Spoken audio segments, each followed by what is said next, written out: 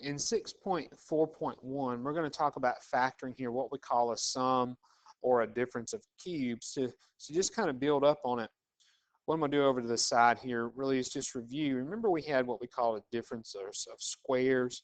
So these are going to be a little similar, but not a lot. This would be a difference of squares because these are perfect squares, and we learned how to factor these.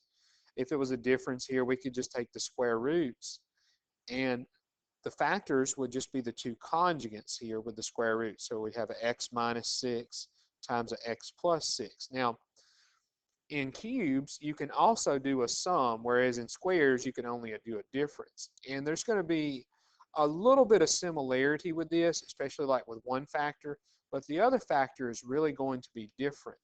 Now, to really factor sum and differences of cubes, we first have to recognize one when we see them. So we need to know here our perfect cube numbers when we see them. So the way I got these numbers here is that 1 to the third power is 1, 2 to the third power is 8, 3 to the third power is 27, 4 to the third power is 64, and then so forth.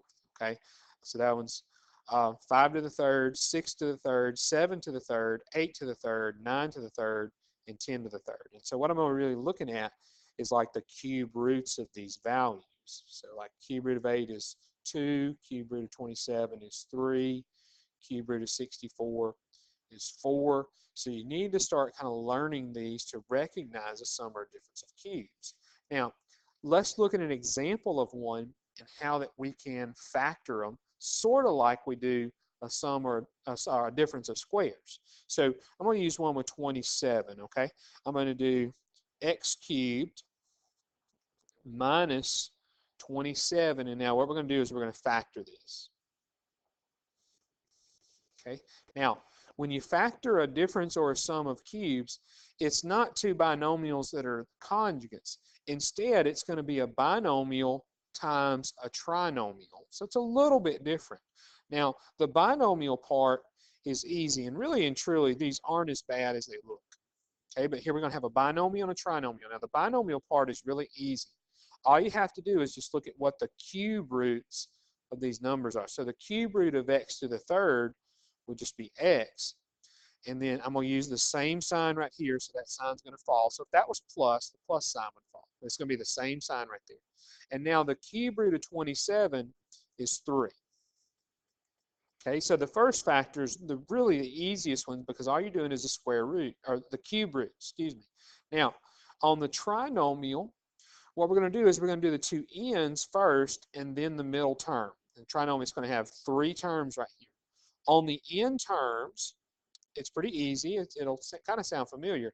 We're going to take these two values from the binomial and square them and put them right here. So this one squared would be x squared.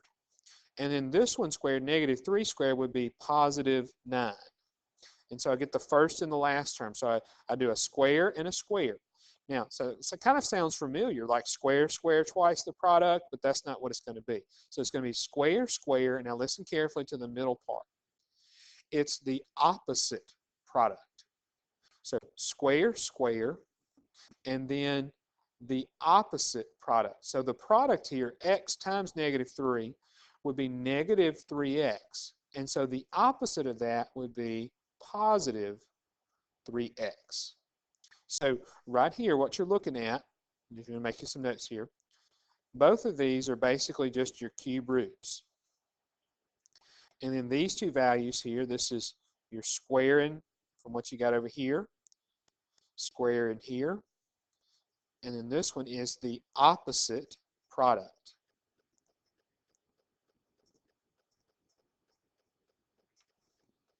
Okay, now if this were x cubed plus 27, really it'd almost be the same thing with the exceptions of signs. If this was plus, then this sign would be plus, and then the opposite product over here would be minus. Let's do one with plus now. Okay, I'm going to do the 125 one there. Okay, so let me do x cubed plus 125, and let's factor that one. So notice Both of those are perfect cubes. The cube root of 125 is 5 because 5 times 5 times 5 is 125. So the first factor, remember, it's going to be a binomial times a trinomial. The first factor is just the cube roots of these numbers. So the cube root of x cubed is x. The cube root of 125 is 5. And then I'm going to use that plus sign. Now, what's going to go in these spaces here, remember what we said here was we're going to say square, square, and in the middle will be the opposite product. So let's square and square here. So this squared is x squared. 5 squared would be positive 25. Now, the middle term is the opposite product. So the product here would be a positive 5x, and then the opposite of that would be negative 5x. So really and truly, sums and differences of cubes aren't as nearly as difficult as they kind of seem when you first see one factored out there. All right, let's do another one. This time, let's take one with something in front of or with a leading coefficient, let's say. Okay, so let's see. Let's try this one. Let's do 8x cubed minus 1. Okay, so let's notice 8x cubed, that's a perfect cube. 8 is a perfect cube. X cubed is a perfect cube. And 1 is also a perfect cube. The cube root of 1 would give me 1. Now, so let's do our binomial times our trinomial there. So in our binomial, again, we're going to do the cube roots of these numbers and use the same sign right there. So the cube root of 8x cubed here, think about the cube root of 8 is 2. So this would just be 2x, same sign. And the cube root of 1 is just 1. Now, on our trinomial, we're going to say square and square, and in the middle one's going to be the opposite product. Now, have to be careful. When I square this number here to get this value, we're not just going to square the variable, we're going to square the entire quantity. So it's not going to be 2x squared, it's going to be 4x squared. And then negative 1 squared, for the last one over here, negative 1 squared would just be a positive 1. And now we're going to do the opposite product. 2x times negative 1 would be negative 2x. So the opposite of negative 2x would be positive 2x. Okay, let's look at another one, kind of like that, especially when we have a coefficient in the front like that. Let's try this one. Let's do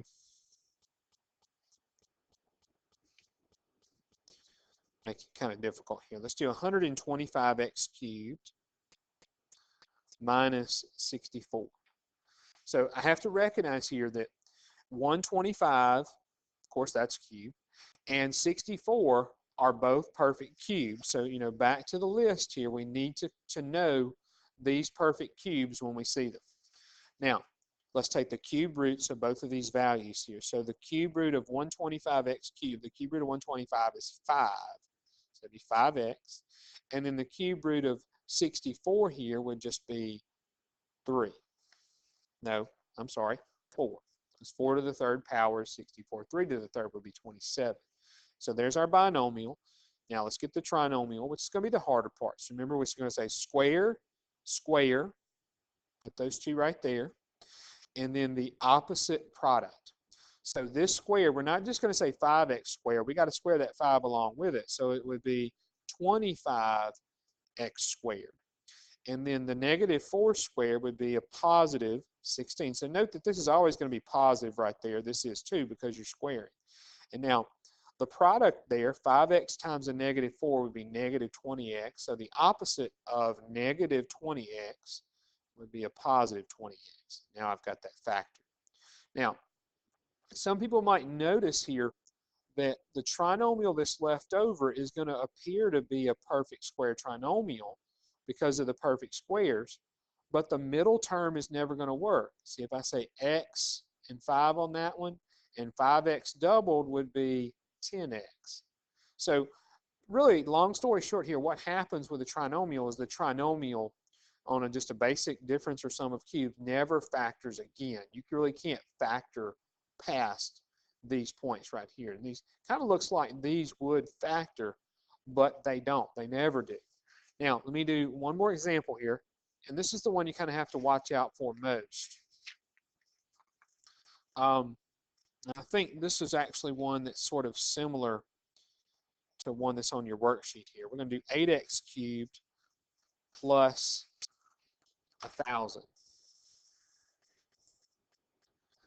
Okay, so when we glance at this first, it just sort of appears, well, hey, that's a perfect cube, and I can look at my list of perfect cubes and see that 1,000 is also a perfect cube. But one of the things that here we haven't mentioned here about factoring that we've mentioned earlier, we just haven't mentioned it yet, is that we have to get a common factor out first. So the other ones didn't have common factors, and that's why I really didn't say anything about it. But this one, even though those are perfect cubes, you have a common factor here of at least 2, and it's probably something bigger. So if I take a 2 out, then that would leave me with like 4 and then 500. Well, I probably could do something else out because both of those are even. So really what you could factor out right here would be an 8. I think an 8 is going to go into 1,000.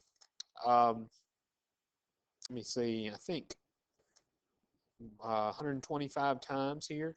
So we'll say 1,000 divided by 8. Sure enough, okay, so I can factor out an 8. So this would be 8 times x cubed plus 125. And notice what I still have left is a difference of cubes. But again, you have to get a greatest common factor out first.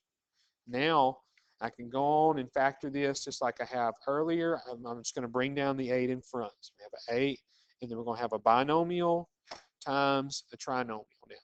So in my trinomial, I'm going to look at the cube roots of these two numbers. So the cube root of that is x. Bring down the sign. The cube root of 125 is 5. Now, we're going to square and square, put here and here. So this would be x squared. And 5 squared over here would be a positive 25. And now the opposite product, the product here would be 5x. The opposite of that is negative 5x. Now we've got that factor. So what we're getting to here is probably tomorrow is what we'll learn how to do is solve an equation with one like this. Okay, that's all.